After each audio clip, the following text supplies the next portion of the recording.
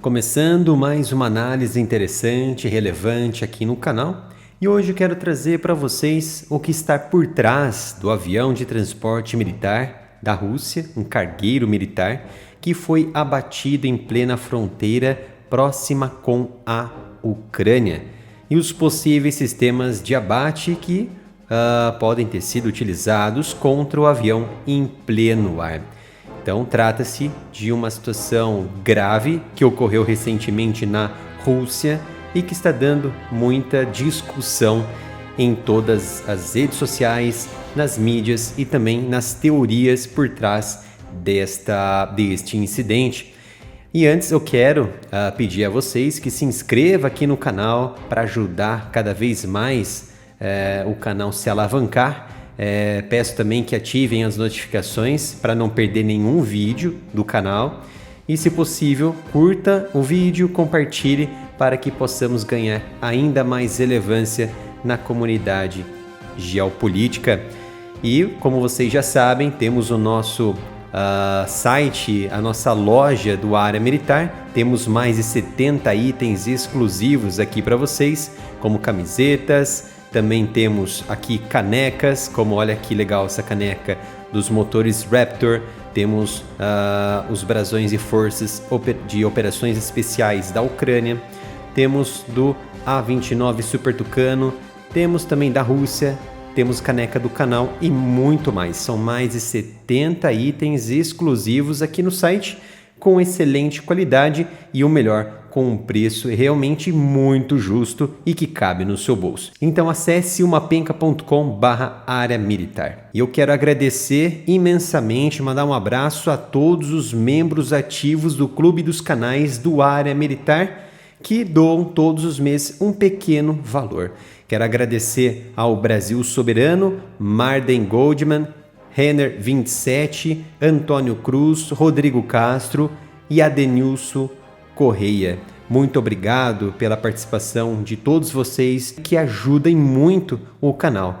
E com este valor, realmente vai nos ajudar em muito com o nosso trabalho diário aqui na plataforma e nas redes sociais. Quais as vantagens de ser membro? Por exemplo, os membros do canal vão ter o seu comentário destacado entre todos os comentários das pessoas nos vídeos e também podem ter acesso exclusivo a determinados vídeos aqui do canal Área Militar. E além disso, vão ser citados como estão sendo citados aqui hoje no vídeo de análise. Muito obrigado pela participação de todos os membros no Clube dos Canais do Área Militar. E vamos para o que interessa, vamos para o que é relevante e expandimos o nosso conhecimento, que é que no dia de quarta-feira, 24 de janeiro, por volta das 11h15 da manhã pelo horário de Moscou, um avião de transporte militar da Rússia caiu ali na região do Oblast de Belgorod,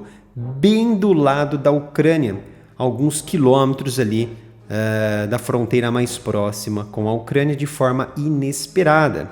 Como vocês podem atestar nesta imagem, foi a partir de um vídeo gravado no momento exato da queda do avião em uma zona rural nevada da Rússia. Acontece que houve uma explosão antes da queda do avião, e essa explosão ocorreu em pleno ar, seguida, é claro, da queda do avião, que foi identificado como um cargueiro militar da Rússia, Il-76.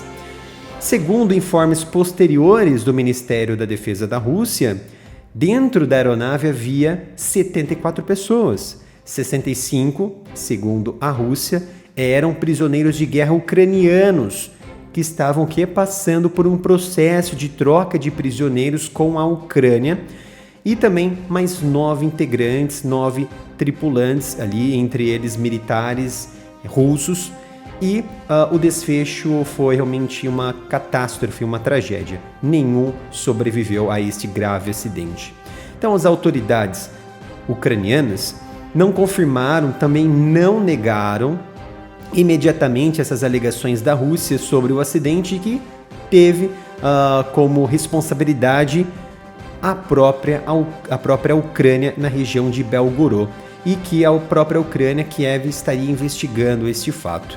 Então, ao longo da guerra, nessa guerra na Ucrânia, sabemos que a verdade é a primeira que é ferida, que sofre um dano grave e que morre no campo de batalha.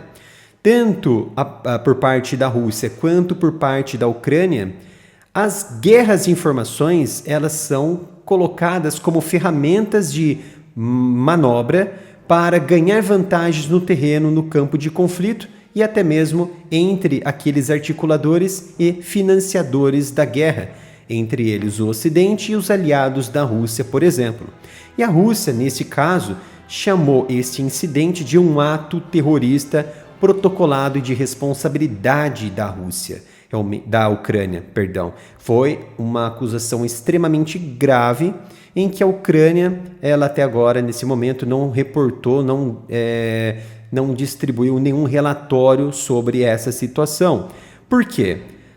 Os russos culparam a Ucrânia pela queda deste ataque decorrente a um ataque por mísseis lançados por sistemas antiaéreos da região de Kharkiv, a região aqui mais ao nordeste da Ucrânia.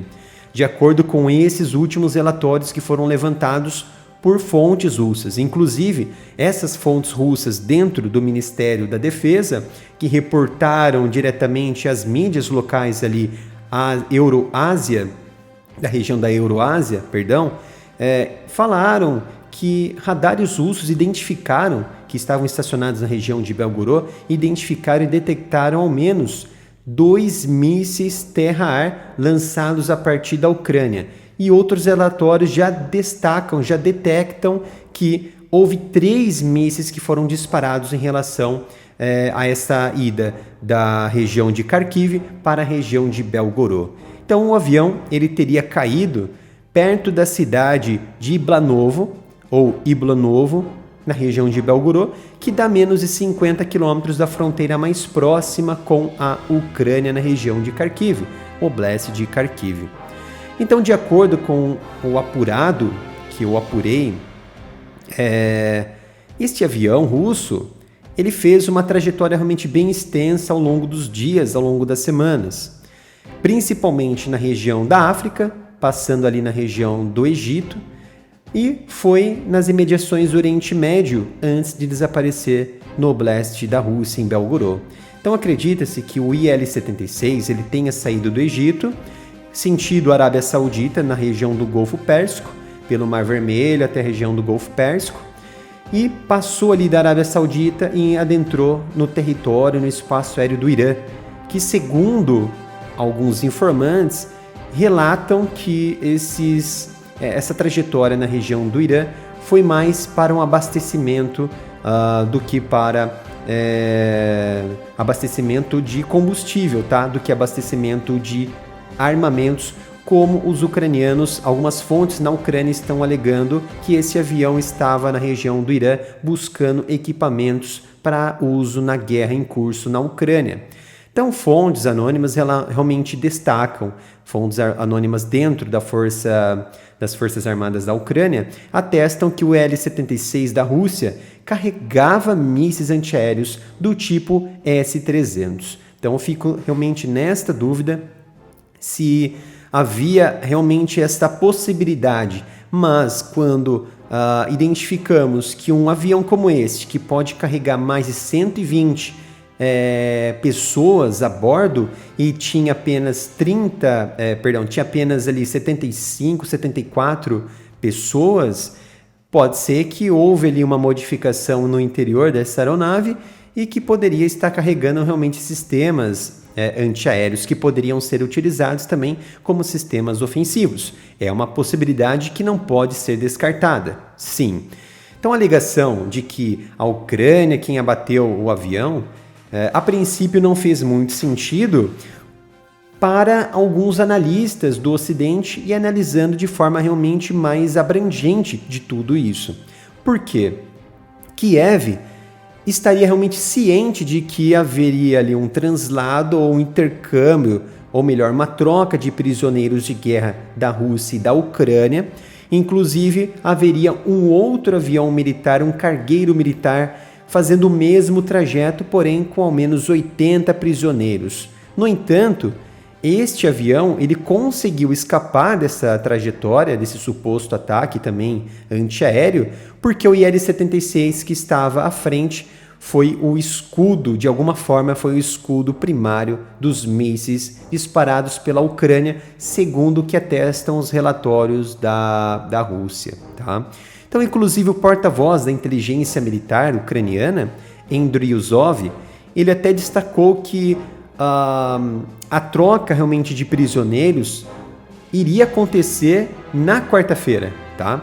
Mas que parece que não foi adiante por algumas questões diplomáticas entre as partes. Então, é um fato que ocorreu e um fato realmente muito grave, muito estranho. Inclusive, o presidente da Duma da Rússia, Vyacheslav Volodin, ele orientou o parlamento russo a enviar um discurso formal até o Congresso dos Estados Unidos e para o parlamento da Alemanha para atestar e registrar esse incidente envolvendo possivelmente dispositivos de fabricação dos Estados Unidos ou de fabricação da Alemanha, que ainda está sendo apurado. Então, se formos levar em conta que nesta exata região de Belgorod, ali na região da Rússia, a Ucrânia ela possui algumas forças paralelas de resistência contra a própria Rússia. Podemos até assumir que a ideia e suposição de que militares ucranianos estariam por trás deste abate do IL-76 faria mais sentido quando estamos avaliando nesse sentido de que haveria posições de resistência dentro da Rússia. Então eu fiz aqui um apanhado de forma muito breve, rápida, lembrá-los que em maio do ano passado, alguns grupos rebeldes apoiados ali pela Ucrânia e de origem russa, tá? Isso que é o mais importante ser destacado, inclusive ali esses rebeldes que inclui a Legião da Liberdade da Rússia, começaram a atacar algumas posições militares do exército russo na região de Belgorod, fazendo ali uma grande incursão que, inclusive, derrubou ali diversas aeronaves da própria Rússia na região de Belgorod nos meses ali de maio e junho, que começou ali principalmente no dia 22 de maio. Então, por conta desta resistência isolada, não dá para descartar realmente a possibilidade de apoiadores ucranianos por trás deste ataque, né? Por conta desses atos, dessas forças de resistência que estão margeados ali na região de Belgorod.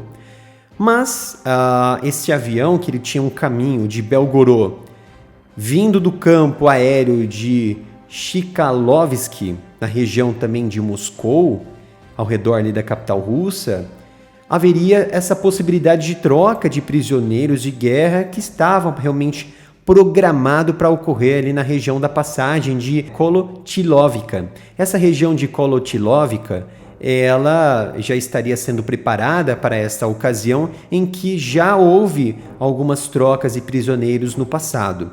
Então esse avião IL-76, ele saiu da região de Moscou, na região de Chikalovsk, e passou a adentrar na região de Belgorod, mas não se sabe se realmente estaria naquela base aérea para ser ali, fazer o seu pouso e transferir os prisioneiros para aquela região, sendo que a própria Ucrânia disse que essa possibilidade desse processo de troca estaria, vamos dizer assim, encerrado por conta de algumas divergências entre as partes da Rússia e da Ucrânia.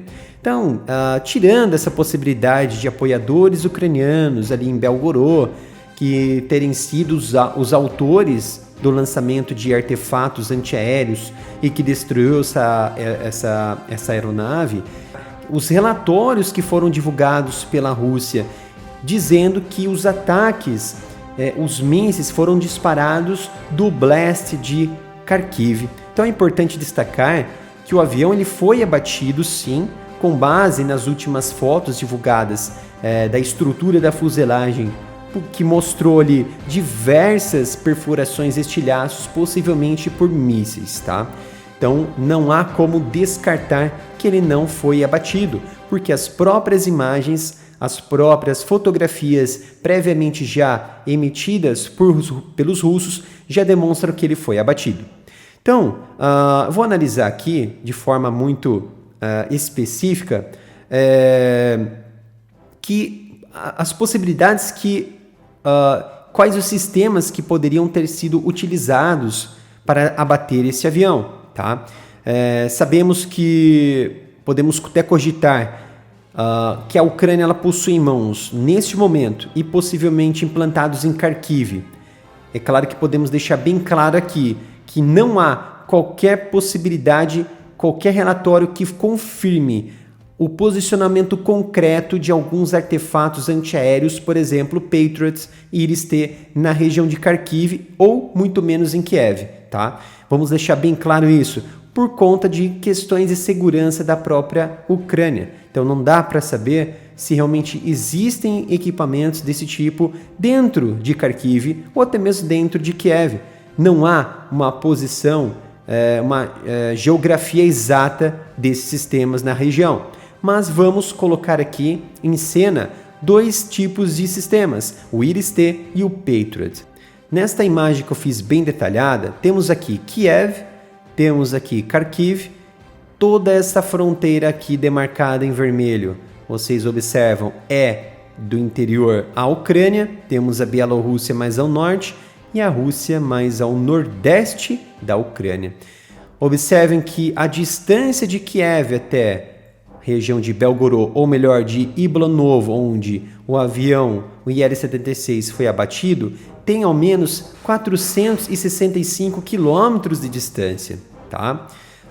Já podemos descartar várias situações nesse percurso. Mas o que chama atenção é que dentro desta área de fronteira entre Belgorod e Kharkiv, temos a cidade populosa e bem densamente povoada de Kharkiv e também Yablonovo, uma distância de fronteira mais próxima de Kharkiv com a cidade onde o avião caiu, de ao menos 50 quilômetros de distância. Então, o que podemos aqui atestar, a princípio, quais os sistemas que poderiam ser utilizados?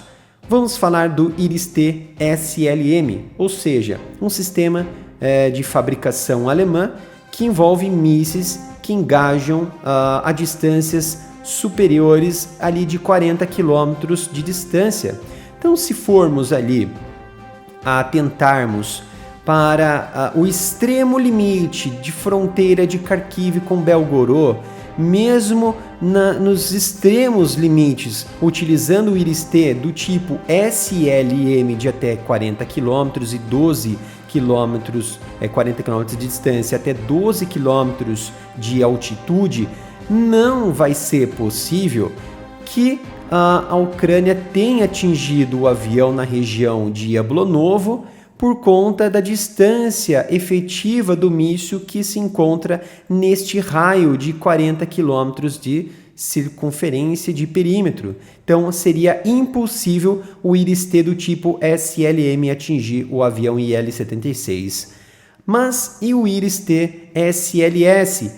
Menos ainda, porque se trata de um equipamento de curto alcance que está em torno de 20 km de distância ou até menos, de 12 km de distância, a depender do equipamento. E o que resta neste momento avaliarmos de possibilidade de ataque dos sistemas ucranianos que possivelmente abateu o Il-76? Podemos atestar que foi o Patriot, o sistema Patriot posicionado na região de Kharkiv ou nos arredores de Kharkiv, que não se pode ser descartado. Por quê? O Patriot, na versão da Ucrânia, a Ucrânia ela recebeu, segundo os relatórios divulgados em aberto, a Ucrânia, é claro que o Patriot, o sistema Patriot, tem vários sistemas, entre eles o PAC-2 e o PAC-3 do tipo MSE. O tipo MSE que está nas mãos da Ucrânia é um tipo de equipamento que ele engaja especificamente mísseis balísticos e de cruzeiro e também aeronaves por contato. Ou seja, se formos colocar a prova em sua possibilidade de ataque, a distância em que o Patriot PAC-3 do tipo MSE ele alcança, ele engaja, está acima de 160 quilômetros de distância. Então, facilmente na região de Kharkiv, ele poderia atingir facilmente um avião IL-76 sem se aproximar da fronteira com a Rússia. Pode ser dentro de Kharkiv ou nos arredores ao sul de Kharkiv, muito facilmente engajando. Mas também poderia ser um equipamento do tipo PAC-2, do sistema Patriot, que também poderia ser utilizado para abater o IL-76, mas com alcance efetivo um pouco menor, de 120 km de distância, que facilmente atingiria o IL-76, que está ali na região ao menos 100 km de distância, com a fronteira mais próxima de Kharkiv e também da região de Yablanovo. Então, essa minha análise atesta que tanto Patriot PAC-2, PAC-3 da Ucrânia, atualmente em operação, podem sim ter sido utilizados para abater o IL-76 na região de Belgorod. Não dá para ser descartado, tá? É uma grande possibilidade que isso tenha realmente se efetivado. No entanto, para encerrarmos aqui e levarmos em consideração outros equipamentos nas mãos da Ucrânia, algumas considerações importantes precisam ser teorizadas e colocadas neste evento de gravidade para a Rússia e também para a Ucrânia. Os sistemas S-300, os sistemas de defesa antiaérea S-300 da Ucrânia, que é um sistema já muito antigo da era soviética, se encontra ainda em algumas versões que até mesmo com mísseis de alcance estendido que estão sendo utilizados nos lançadores S-300. Por exemplo, temos mísseis S-300 com alcance efetivo de 120 a 150 km de distância, mas também temos sistemas mísseis dentro dos sistemas S-300 que pode sim ter um alcance de até 300 a 350 km de distância. Então não dá para ser descartado que esse tipo de míssil S-300 tenha também corroborado para o abate do cargueiro militar russo IL-76. Mas é claro que as investigações de ambas as partes, tanto da Rússia quanto da Ucrânia, são necessárias nesse momento para que possamos ter melhores e maiores informações a respeito das fuselagens que foram recuperadas, quais os tipos de artefatos, estruturas, partes de estruturas de mísseis, se realmente foram mísseis, que foram coletados na região ali do abate do IL-76, para assim podermos ter um relatório mais aprofundado e mais conclusivo a respeito desse incidente que ocorreu na manhã de quarta-feira na região do Oblast de Belgorod, na Rússia. Era esta análise que eu queria trazer aqui para vocês. Espero que tenham gostado. E não se esqueçam de se inscrever e ativarem o sino de notificação para não perder nenhum vídeo aqui no canal e compartilhar o vídeo, curtir o vídeo para que possamos ganhar ainda mais relevância na comunidade geopolítica. Obrigado pela sua presença e nos vemos no próximo vídeo aqui no canal.